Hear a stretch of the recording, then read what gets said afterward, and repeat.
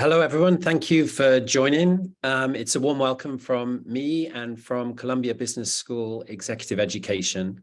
I'm Mark Roberts, and I'm here today with Bob Bontempo for our webinar, Advancing to the Next Level of Leadership.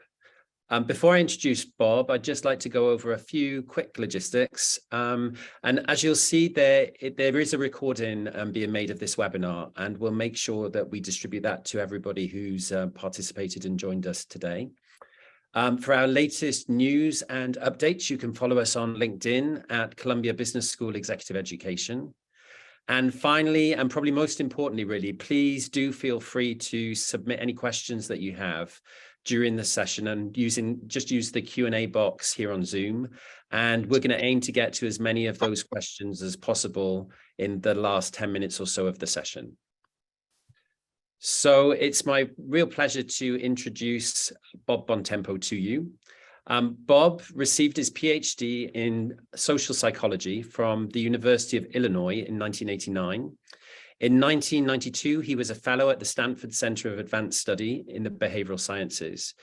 And his research has been published in a wide variety of journals in Europe, Asia, and the US. And his perspectives on management are featured really regularly in the New York Times, the Wall Street Journal, The Economist, as well as other network news broadcasts. Bob is the faculty director of the Columbia Business School's Emerging Leader Development Program, and he's been at the forefront of the field of executive coaching and organizational development for more than 30 years now. He also directs our negotiation strategies and persuasion executive education programs. Bob is also a leading advisor to senior executives worldwide, and his recent coaching clients include senior executives at Goldman Sachs, the United Nations, the US State Department, global private equity and financial services firms, and the list goes on. In addition to winning Columbia's award for outstanding leadership in the classroom, he's also been named by Business Week magazine as one of the top MBA professors in the US. So Bob, it's a real pleasure to be with you today. Thank you for joining us. Well, Mark, thank you for the very kind introduction, and I'm very happy to be involved, and let's get to work. Yeah, so listen, so many of our viewers have been pretty engaged even before the webinar has started. So we've been receiving lots of questions in anticipation, I guess, of the webinar. So what we've decided to do is take a bunch of those questions and really use those to drive the dialogue between us and to cover the content of the session today. So let's, if it's all right with you, we're just going to dive right into some of those to hear some of your thoughts on how to advance to the next level of leadership. So got a real classic, I'm afraid, a shameless classic to kick us off. And it's this is the question that many people asked, actually. What is the difference between management and leadership? So that's part one. And part two is perhaps a bit more specific, but what also are the skills necessary to get executives up to the C-suite in their career? Well, thank you. It's a classic question because it's one that everyone faces, and quite a bit of thought has gone into understanding this issue. One of the things I love about the Columbia Business School is that we have a focus on lifelong learning. We've realized that you can't just get a set of skills and then be set off on your career, that our careers are a journey. And what I think most scholars have recognized is that this journey involves at least 3 key transitions over the course of one's career. Most of us start out early in our careers as individual contributors. You get hired because you have a set of specific skills. I'm in finance or marketing or operations. I know how to do something. And early on in your career, most of the folks listening to me on this call were pretty good at that thing. They worked hard. They added value as an individual contributor because they knew how to do something. But very quickly, most folks get promoted from an individual contributing role to a managerial role. And managing other people is a very different set of skills. You have to set expectations. You have to hold people accountable for performance. It's not about working harder. It's about working smarter. You've got to deliver performance to other people. And frankly, there's no reason to believe just because I was really good as, let's say, a nurse or a code writer in a tech organization, I'm naturally going to be gifted at the skill of managing other nurses or getting other people to write code. It's a teachable set of skills. Now, again, most of the folks on the call are already pretty good at managing other folks. So they join, they added value as an individual contributor, they get promoted to management.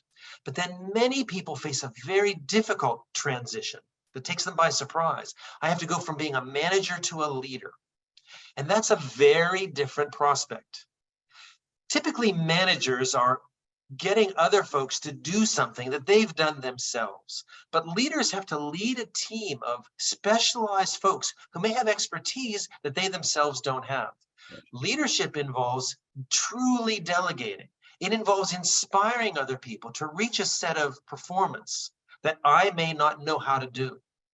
And I like to joke, this is really hard for people because I was really good at driving the car, and now I have to give my teenage children the keys to the car and let them drive. And it's a scary thing because I have my own ideas about how to best drive the car.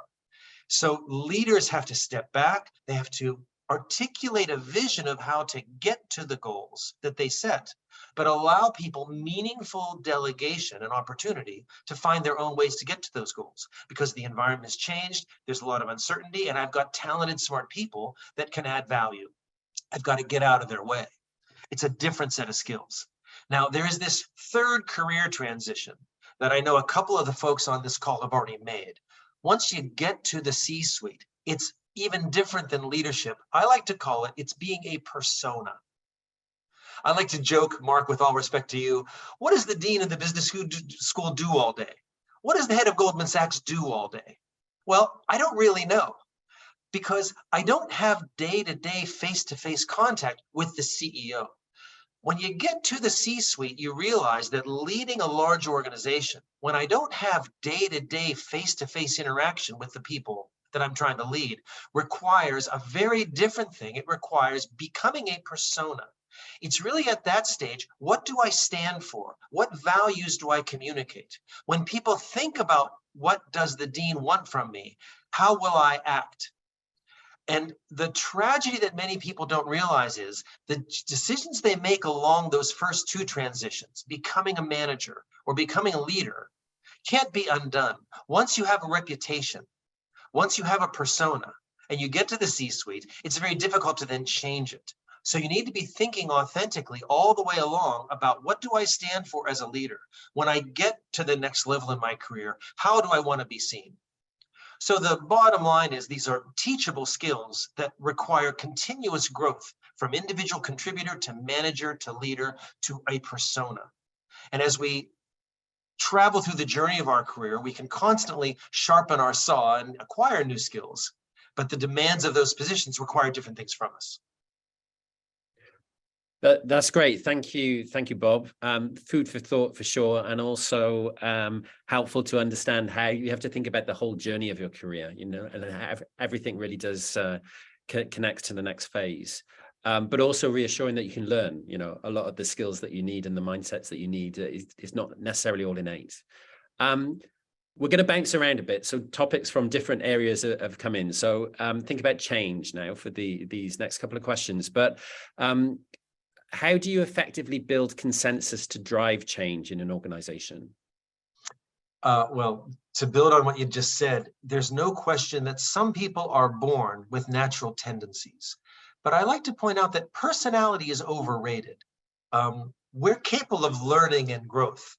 And while most of us have a natural style that suits different stages of our leadership journey, we're capable of observing other people's behavior that makes them successful and identifying what those are and learning from them. That's one reason I love my job so much. And this issue you've raised now about how to build consensus in a team is a very specific and teachable skill. We can understand what leads to it and what works well. The first thing to do is to ask yourself, what am I actually trying to do here? And I think a lot of folks are sometimes confused when they bring people into a team meeting, for example. Am I trying to get the best thinking out of these talented people I have to then make a decision?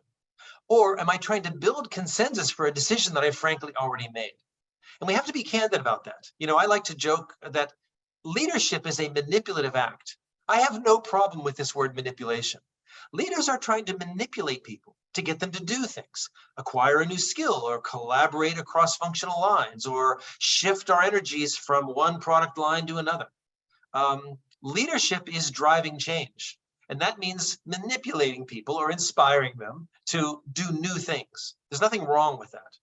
But sometimes it means getting people to buy into a decision that we as senior people have already made. Now, if that's the case, let's just be frank about it. Those are two very different things. Getting input, managing the team of smart people you have to get their best thinking is a very different process than building consensus for an idea or a direction that we've already made. Okay. To build consensus, the steps are pretty straightforward. One, you want to be as inclusive as possible. You want to get everybody involved. You want to do a careful stakeholder analysis and identify potential sources of resistance to this change that you want to implement. And then there's a law of human behavior I like to share with people that says that participation leads to commitment. When people participate in a process, even if they don't get the outcome that they desire, they're often highly engaged in following through, as long as they were consulted, as long as they were informed, as long as they were asked. And people sometimes resist this because it can be a little more time consuming up front to be so participatory. But you want to get a big group of folks, everybody who will be involved in implementing this consensus you built, and get them involved early on in the planning committee, the steering committee, and so forth. You want to ask for their advice and their input, but you want to carefully manage their expectations about the decision rule. When you involve people in a consensus process, you want to make sure that they understand, for example, this might not be a democracy. I'm not going to wait and get everybody's opinions and then have a vote. I might just be soliciting your input, and then I'm going to go off and make the decision. As long as you manage people's expectations about the decision rule, this interesting idea that participation in the process leads to commitment to the outcome will hold. Now, another great takeaway, because it's with such a brief time today, I want to be very practical. There's a mantra I learned from one of the top Wall Street investment banks, which is they have a cultural norm there called debate, decide, and commit. And what that means is you've been invited into this team. We have an important strategic decision to make. You've been asked to give us your opinion, and we're going to debate this in this discussion. If you're here, you're expected to speak up. Then we're going to make a decision today, for example, or by the end of the week. Again, you have to manage expectations. But once we've made that decision, you are committed to following through on it. You've been included in this group because your opinion matters, and I value your input. I've managed your expectations about the decision rule. But debate, decide, and commit means that when we leave, we are going to speak with one voice afterward. For example, there's going to be no meeting after the meeting where you can come to my office later and say, well, I didn't want to speak up at the time, but I've got to lobby you privately. You can't allow that. That's poison to your leadership effectiveness. So there are specific tools we can help people to become better at creating consensus. One is to be as inclusive as possible, even though it feels like it's time consuming. One is to manage expectations about the decision rule we're going to go forward with. Another is to have a norm of debate, decide, and commit, where everybody's voice is valued. But once you speak up and we've made a decision, we're going to go forward as one voice together. Those are cultural norms that can be very powerful at improving your effectiveness. Great, thank you, Bob. You mentioned culture there as well, and that taps into another set of questions that have been coming through or that came through. So, question around, can you really change an organization's culture through a change program? Is that even possible? This is a deep question. It comes up all the time, and boy, is it important. And the answer is absolutely. Our cultures change all the time. First of all, we have to define what culture is, which in my view is a set of shared implicit norms. We share them, we all have them together. It's implicit because nobody has to tell it to us. It's an understanding that we all have. And it's a norm, it's a standard that guides our behavior. And they're very powerful because we can't manage our way to greatness. Management is about setting key performance targets and rewarding desirable behavior. There's a place for management, but you can't manage your way into greatness and innovation and inspire people with that. That's where culture comes in. Now, there's been a lot written about this, and I have a strong point of view that a lot of what is out there is just nonsense. A lot of people, unfortunately, come to this discussion from their values, what they're most comfortable with, or what they feel is ethical and appropriate. But to me, culture is a tool. It's just one of the tools that senior leaders have to drive implementation. And what I like to strongly emphasize is it has to start with strategy. We have to decide, what are we trying to do? And then what cultures do we want to achieve and implement to help us achieve our strategic objectives?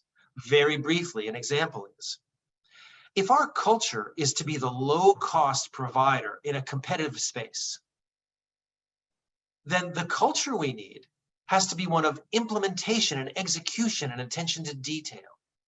If instead our strategy, our sustainable competitive advantage, is one not of low-cost competition, but innovation, new ideas, anticipating the market, then we need a culture that supports that, which means a culture of risk-taking, a culture of rule-breaking, a culture of innovation, where we value people taking calculated risks. So my point is, you can have a culture of execution and attention to detail and implementation, or you can have a culture of innovation and risk-taking, and they're both great. But the answer is, you have to tell me first, what's your sustainable competitive advantage? What are your strategic objectives? And then, like any other set of tools, we can choose the culture that will help us best implement our strategy. Now, once that's done, there's a very structured set of tools for getting the culture you want. It starts with tools like stakeholder mapping and assessment of people's values and articulation of the future state. There are teachable skills that are widely written about. But I think most people are surprised when I challenge them and get them to realize your assumptions about the culture you want might be stemming from the wrong place. What worked for you in the past, for example, won't necessarily get you to the future that you want. You have to take a cold, hard look at, what's my sustainable competitive advantage? What strategy am I trying to implement?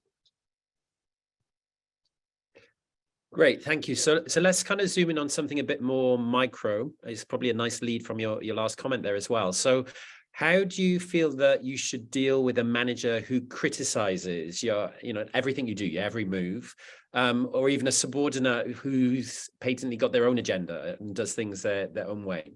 What approach can you have to that's going to get you somewhere?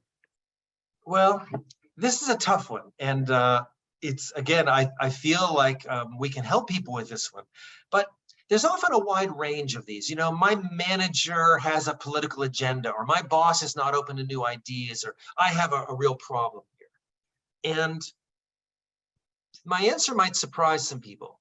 But the reality is, if we have to work together, if you don't have formal authority over people, and you want to be interpersonally effective, you can start by assuming that this other person is actually perfectly rational. One of my first goals is to get people to stop accusing others of being malicious or maladaptive or having a secret agenda. I like to try to get to the point where everybody is pursuing what they perceive to be in their self-interest. And the challenge is to try to get inside the other person's head and understand what drives them. What goals are they trying to achieve? What will help them achieve their goals? And then how can I align my interests and objectives with what they're trying to achieve? And this can often take the form of a very productive conversation of trying to get the other person to articulate this. Yes, now, of course, at the margin, some people are truly irrational or sometimes mentally ill or suffering from a substance abuse, but those are extreme cases. Most cases of these political challenges really stem from a lack of understanding of, what does the other person really want? What makes them look like a hero to their boss? What are they trying to achieve? And then how can I better understand their needs and desires and then align my interests with theirs? Again, it's a teachable skill, but it's not our first instinct. Okay, thank you, Bob. What advice do you have for someone who wants to evaluate and better understand their leadership profile, the leadership profile that they currently have? Well, this is kind of a subtle one. What we have found over the years, and it's common sense once I point it out, is that early in your career, you get lots of feedback. You can make decisions and see the impact that has on your performance. But I like to surprise people with a bold statement, which is, we don't learn from experience. Experience teaches us nothing. I like to say, you can go to the driving range and hit a bucket of golf balls, and try to change your grip or the arc of your swing for hours. But if you're doing it in the dark and you're not seeing the impact that these changes in your mechanics have on the trajectory of the ball, you're not going to get any better. We don't learn from experience. We only learn from feedback. And the problem is that the more senior we become in organizations, the harder and harder it is to get feedback. We have a joke at McKinsey, which is, once you become a managing director, your jokes get a lot funnier and you get a lot better looking. What I mean by that is, once you become very, very senior, people are usually lying to you all day long. They're telling you what they think you want to hear, what will put them in best political advantage. Not because they're evil or malicious. It's just the nature of political reality. And so the answer, Mark, is that as we grow in our leadership journey, it becomes increasingly important to find ways to get meaningful feedback.